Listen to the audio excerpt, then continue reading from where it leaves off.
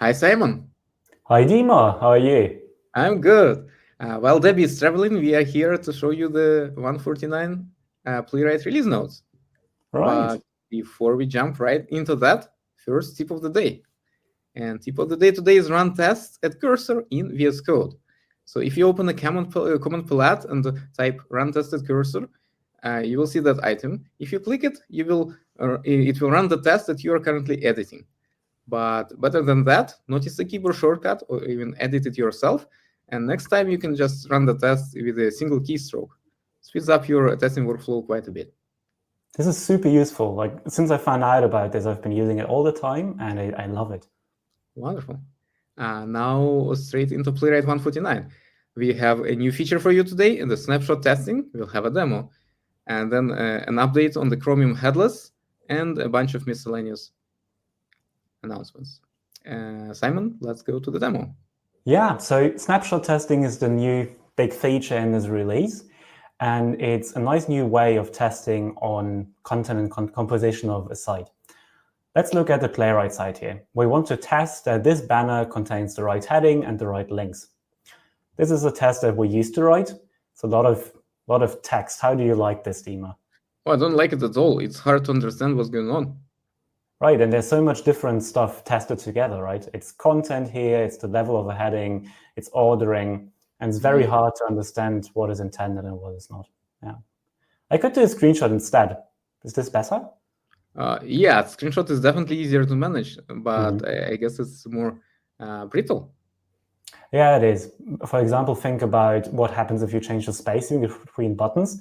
You probably intended to change the spacing, but now you need to rebaseline all your screenshots because the visuals changed, right? Right, that's cumbersome. Yeah, it is. It is. Now, there's a new feature, ARIA snapshots. I'll show you what it's about. I'll record a new expectation here at the cursor.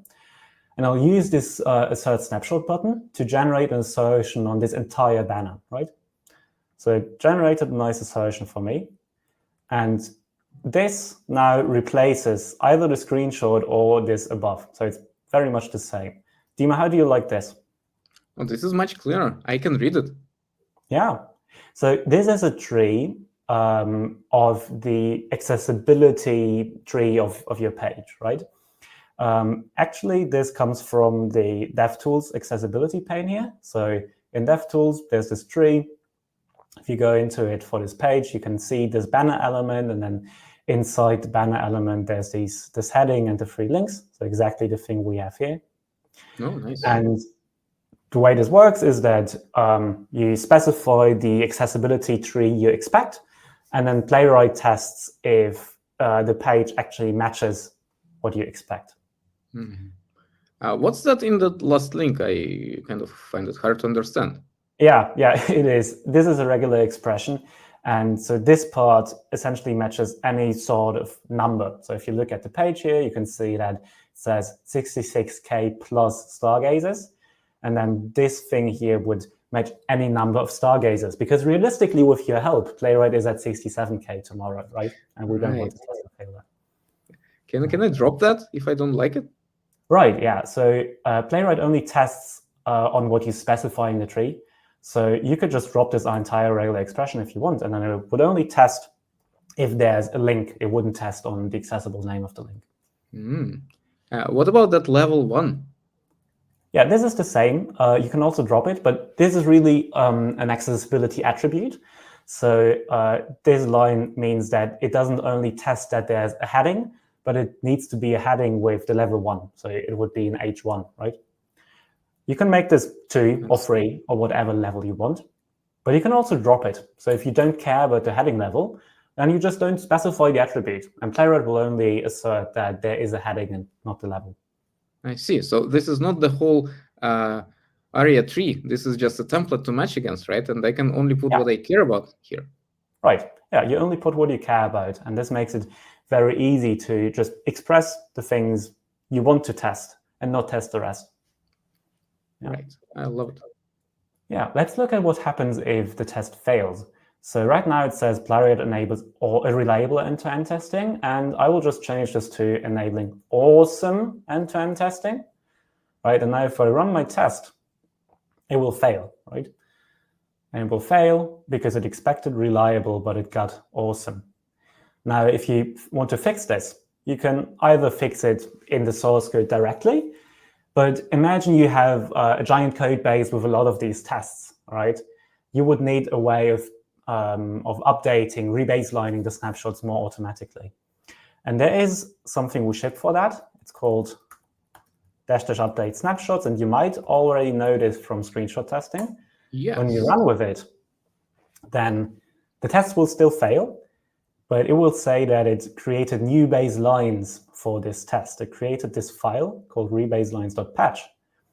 And this contains changes to make to your code base to make the tests pass again. And you can apply them with git apply. And the way it works is that you apply them, and then you go through the changes in your editor and just skim them and manually verify really quick that this change is actually what you intended and that it's not an unintended breakage, right? So I applied this, and now it updated this to awesome and added the level back in. Now if I run this again, then the tests pass without me having to manually add anything. That's very easy to manage. I like it. It's a really nice workflow. Yeah.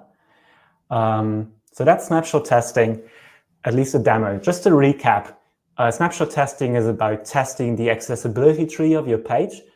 And it's really useful to test the structure and the content without testing the visuals. And yeah, so you specify the accessibility tree you expect, and you specify the names you expect. If you don't care about a name, if you don't care about an attribute, just don't specify it. That's fine, it's optional. We use this accessibility tree from DevTools. And yeah, to generate the test, you can use this new assert snapshot button in the recorder.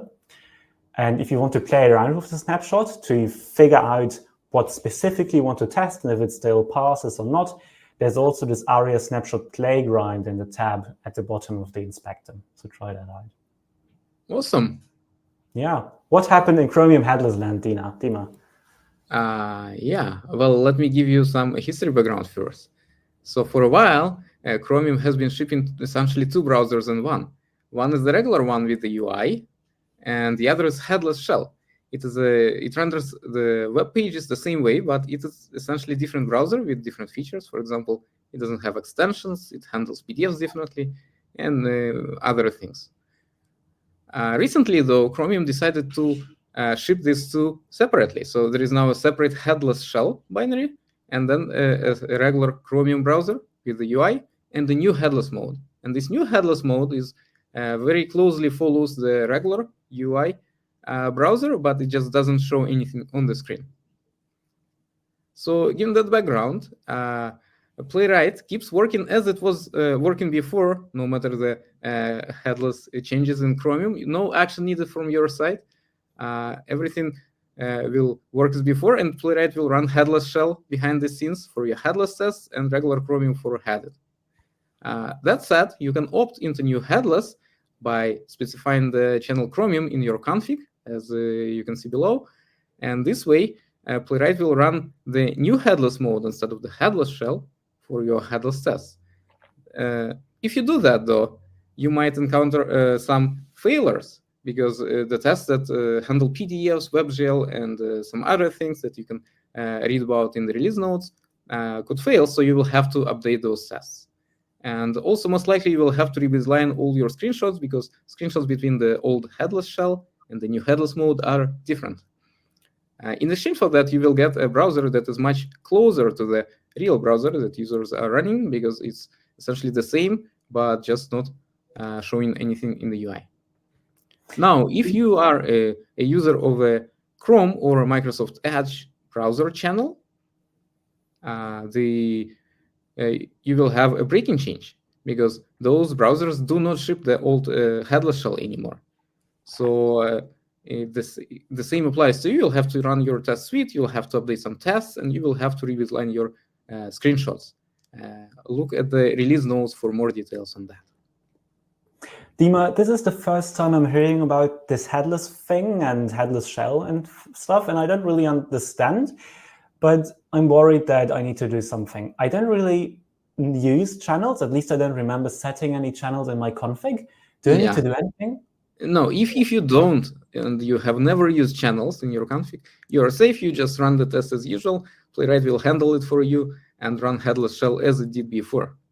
It's only if you have those Chrome or MS Edge or any other Chromium channel specified, then you have to take an action.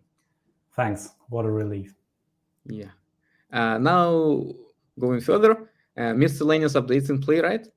First, we have multiple global setups and global teardowns in the config. Previously, you can only specify a single script in your config for global setup or teardown. Not anymore. Next, we do have a screenshot on first failure feature. This is in addition to always taking a screenshot at the end of your test, or never doing that, or taking it on every single failure of your tests. Now you can do it on the first failure only, so it would limit a single failure screenshot per test. And last, in the HTML reporter, we have a previous and next buttons on the test view, which allows you to quickly switch between the test cases without going back to the test list. So this way, for example, you can quickly iterate over all your test failures with just the next button. There are many more updates in the Playwright. Please take a look at the release notes for the full list. And as always, don't forget to update Playwright to the latest version. Right. So that's 149. If you want to learn more about Playwright, go to our documentation. You can also find us on Discord, YouTube, you know that, and on X. And if you have any feature requests or any bugs you find, please file issues on our repository on GitHub. Awesome. Thanks. Thank you.